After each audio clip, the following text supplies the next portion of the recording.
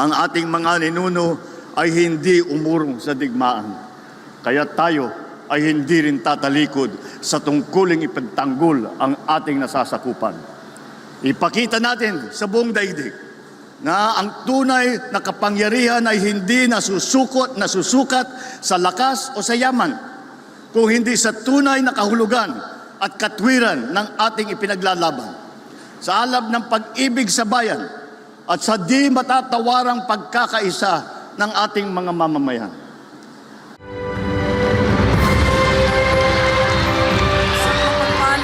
Ang aming hatid na pagbati sa inyong lahat, mga minamahal naming mga kababayan at panauhin. Kami sa Sandatahang Lakas ng Pilipinas ay nakikiisa sa ating ika-126 na taong anibersaryo ng ating Araw ng Kalayaan. Sa okasyong ito, ating tunghayan ang paradang sumasagisag sa ebolusyon ng isang malayang bansang Pilipinas bilang pagpapahalaga at pagbibigay parangal sa dakilang araw na ito na may paksang diwang kalayaan, kinabukasan, kasaysayan. Narito po ang mga tagapangalaga ng bansa, naglilingkod sa iba't ibang larangan, isinasanggalang ang bansa sa anumang pagbabanta. Sila na nagtataglay ng katapangan at kagitingan, patuloy na nakikipaglaban para sa kapayapaan at kalayaan na ating tinatamasa. Maasahan sila sa panahon ng pangangailangan sa anumang larangan, saan man at kailanman. Bumubungad po ang parada na kinabibilangan ng mga kawal Pilipino, mga kasapi ng Sandatahang Lakas. Pinangungunahan ito ni Major General Domingo Bigo Buay, Commander ng Installation Management Command, Philippine Army. Ang kanyang kalupunan, Colonels Domingo Meschola Jr., Rustico Villanueva, Sadiri Tabutol, Rick Michael Baring, at Captains Boyd Amorado at Jonathan Salvilla. Mangyaring magsitayo ang lahat para sa pagdating ng ating watawat ng Pilipinas.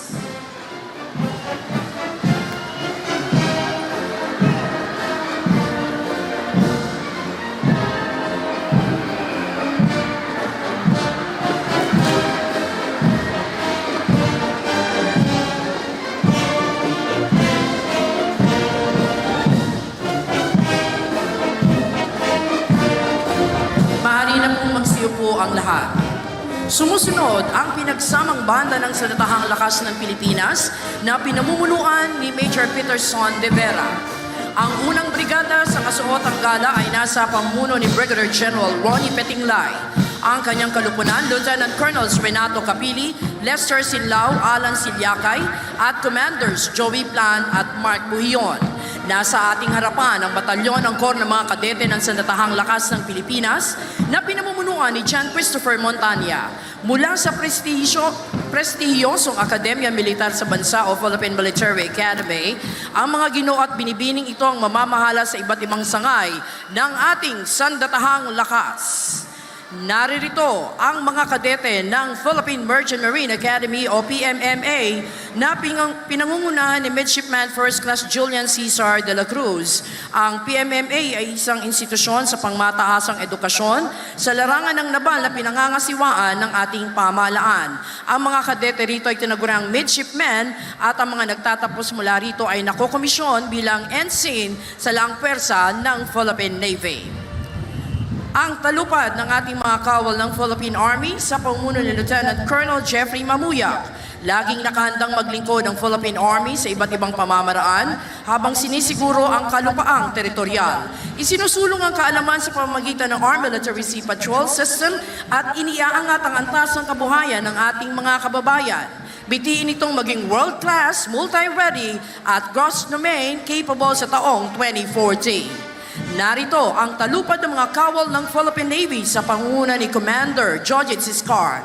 Ang Philippine Navy ang siyang nangungunang tagapagtanggol at tagapangalaga ng ating nasa sakupang dagat. Nagsasagwa ng mercy missions, rescue at relief operations sa panahon ng kalamidad at kabilang na rin ang pangangalaga sa yamang dagat at kapaligiran nito. Nasa ating harapan ang talupad ng mga kawal ng Philippine Air Force na pinangungunahan ni Lieutenant Colonel Leoncio Sirunay III. Sila ang tinaguriang mga anghel na mapaglingap, tagabantay ng ating himpapawid, sumusuporta para sa tactical air support at mobility para sa mga tauhan at kagamitan ng ating Sandatahang Lakas. Ang pangalawang brigada sa kasuotang battle dress attire ay binubuo ng Special Operations Forces sa pangunguna ni Commodore Dwight Steven Dolnoan. Ang kanyang kalupunan, Lieutenant Colonel Sermelino Tusi, Christopher Lawrence Abastar, Benefe Montenegro, Alvin Aurel at Reynaldo Zamora. Narito po ang talupad ng Scout Ranger at Special Forces ng Philippine Army sa pamumuno ni Lieutenant Colonel Belmore Manawis. Sila po ang mga individual na nakaaangat ang kasanayan at sinusuong ang operasyong tulad ng Small Unit Operations mula reconnaissance, intelligence, demolitions, gayon din ang jungle warfare, unconventional warfare at mga operasyong kontra-terorismo.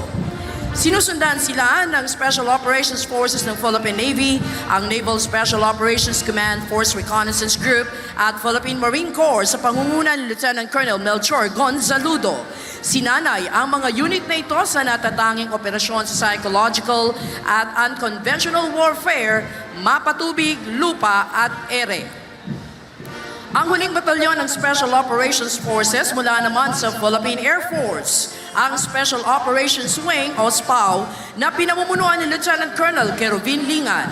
Nakatuon ang SPAW sa mga operasyong espesyal upang maipagtanggol ang mga base at instalasyon ng Air Force at nagsasagawa ng iba pang mga kaukulang dagdag operasyon. Sumusunod po ang mga tagapagpatupad ng batas at nagpapanatili ng kapayapaan at kaayusan at nagsisiguro ng kaligtasan ng ating mamamayan at mga komunidad. Ang hanay ng ating pambansang pulisya ng Pilipinas sa pamumuno ni Police Brigadier General Nestor Babagay Jr., ang kanyang kalupunan, Police Colonels Joel Kasupanan, Victorio de la Peña Jr., Jolbari Azdani, Lucrecio Rodriguez Jr. at Job de Mesa. Narito po ang mga kadete naman sa kilalang Philippine National Police Academy.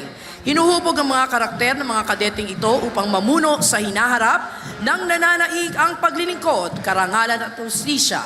Gayon din bilang makadiyos, responsable at respetadong mga public safety officer. Kasunod ang Special Action Force na kanilang pangunahing maneuver unit ng kapulisan na nakatuon sa rapid deployment saan mang lugar sa bansa, partikular sa mga sitwasyong may pambansa at internasyonal na implikasyon sa larangan ng kontra-terorismo, kontra-insurhensya, hostage rescue, civil disturbance management, search and rescue at iba pang espesyal na operasyon. Nariyan din po ang PNP Aviation Security Group, isang Special Operations Unit sa pangunguna ni Police Captain Ernesto Frogoso Jr. Kabilang din po sa hanay ng ating kapulisan ng Mobile Force, Battalion, SWAT at Highway Patrol Group na dinaguriang The Guardians of the Highway. Narito rin ang PNP Search and Rescue, Forensic Group at Civil Disturbance Management. Isinusulong ng ating kapulisan ang pangarapin o visyon na maging isang ahensya ng mga lingkod bayan na may kakayanan, epektibo at mapagkakatiwalaang pulisya sa pakikipagtulungan sa mga komunidad tungo sa pagtatamo ng tahimik, maayos at ligtas na kapaligiran upang pamuhayan at ganapan ng kalakalan. Isa naman po sa ating pangunahing tagapangalaga at tagapagtagoy ng kaligtasan, kalinisan at seguridad sa ating karagatan at yamang dagat, ang Philippine Coast Guard na pinamumunuan ni Coast Guard Commodore Eduardo De Luna Jr. Ang kanyang kalupunan, Coast Guard Captain Sector Rafin Michael Andag, Oliver Tanseco, Coast Guard Commanders Alberto Ferre, Alexander Corpus at Richard Gura. Ang unang batalyon ay nasa pamumuno ni Coast Guard Commander Arvin Liwane. Pinalakas sa Republic Act 9993 of Philippine Coast Guard Law ang PCG bilang ganap na Uniformed and Armed Service attached to the Department of Transportation and Communications. Ang pangalawang batalyon, pinamumunuan ni Coast Guard Lieutenant Commander Paul Ives Kakanindin. Pangunahing tungkulin ng Philippine Coast Guard ang Maritime Search and Rescue, Maritime Safety, Marine Environmental Protection, Maritime Law Enforcement at Maritime Security. Sumusunod po ang mga kinutawan ng Bureau of Fire Protection sa pamuno ni Fire Chief Superintendent Junito Maslang, ang kanyang kalupunan, Fire Senior Superintendents Florian Guerrero, Douglas Guia, Aristotel Banyaga, Eugene Briones at Menandro Bastian. Ang unang batalyon ay pinamumunuan ni Fire Superintendent Jeffrey Atienza. Responsable ang ahensyang ito sa pagsisiguro ng kaligtasan ng mamamayan sa pamamagitan ng pag-iwas o supresyon ng panganib at kapinsalaang dulot ng mga sunog sa mga gusali, kabahayan at iba pang katulad na istruktura, gayon din ang kagubatan at mga sasakyang panlupa at pandagat. Ang pangalawang batalyon ng BFP ay nasa pamumuno naman ni Fire Superintendent Ronaldo Sanchez. Bahagi ng pagsisiguro ng BFP ang pagtugon sa mga paalala at mga hakbangin laban sa sunog, ang edukasyon sa fire safety, fire protection at life safety systems. Ang Bureau of Fire Protection of BFP ay nasa pangangasiwa ni Fire Director Luis Suralta Puracan at kumikilos sa ilalim ng Department of Interior and Local Government. Kilala rin sa tawag na Jail Bureau, ang Bureau of Jail Management and Penology, binuo sa pamamagitan ng Republic Act 6975 na nasa ilalim ng Department of Interior and Local Government. Ang grupong ito ay nasa pamuno ni Jail Chief Superintendent Arnel Peralta, ang kanyang kalupunan Jail Senior Superintendent Jonathan Lavapie, Lorenzo Reyes Severino Kita, Ronaldo Seno Ambrosio Ambulan, Jose Gemelo Taol at Ruelito Bobadilla. Ang sumusunod na batalyon ay nasa pamuno ni Jail Superintendent Erwin Brace. Bahagi ng mandato nito ang pagkontrol na pang-administratibo at operasyonal sa lahat ng kulungan sa syudad, sa distrito at munisipal sa buong bansa. Pangunahing pinagtutuunan ng pansin nito na pakaingatan at i-develop ang mga taong tinaguriang deprived of liberty o detainees na naakusahan sa korte. Mga pansamantalang nakadetine habang umuusad ang investigasyon, mga naghihintay sa pinal na hatol at maging mga nahatulan o nasentensyahan na.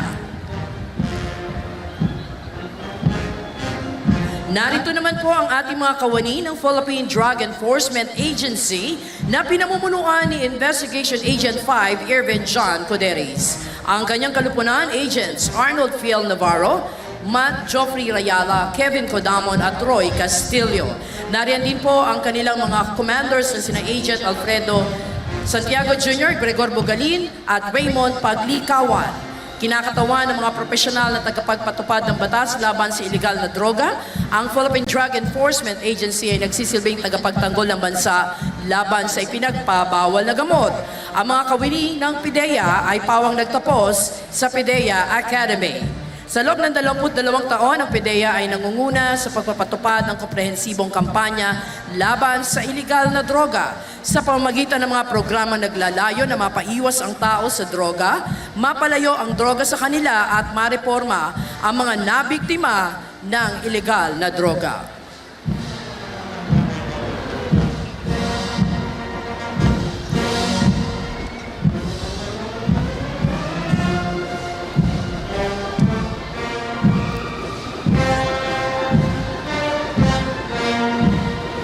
Mga kababayan, atin pong natunghayan ang ating sandatahang lakas, ang pamansang pulisya at ang tanod baybayin ng Pilipinas.